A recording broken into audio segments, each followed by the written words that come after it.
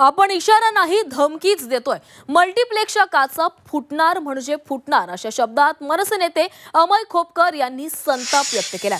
Multiplex वाल्यांना थेट धमकी त्यांनी दिलेली आहे। मल्टीप्लेक्स मधील एक स्क्रीनसाठी मराठी चित्रपटासाठी राखीव असलीच पाहिजे असा सरकारी नियम आहे। सरकारकडून सवलती घेणारे मल्टीप्लेक्स वाले हा नियम पाळत नाही, त्यांच्यावर कधी कारवाई होणार असा सवालही अमय खोपकर यांनी केलेला आहे। याच्या पुढे कुठल्या मराठी चित्रपटाला कुठल्या मराठी निर्मात्याला त्रास झाला तर मल्टीप्लेक्सच्या काचा नक्की फुटणार। तुम्ही हा इशारा देताय, मात्र आतापर्यंत मी धमकी देतोय।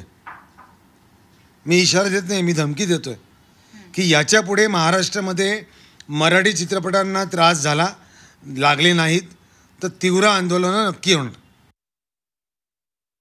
6 स्क्रीन्स असतील तर त्यातला कंपल्सरी तुम्हाला एका स्क्रीनमध्ये मराठी चित्रपट लावायलाच पाहिजे, हा नियम आहे।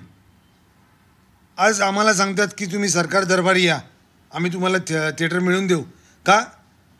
माझ्या राज्यामध्ये माझ्या घरामध्ये मी भीक मागायची आणि आमच्यावर माज कोण करणार आहे? बाहेर आलेले लोक, हिंदी आणि तमिळ आणि तेलुगू चित्रपटात लोक आमच्यावर माज करणार।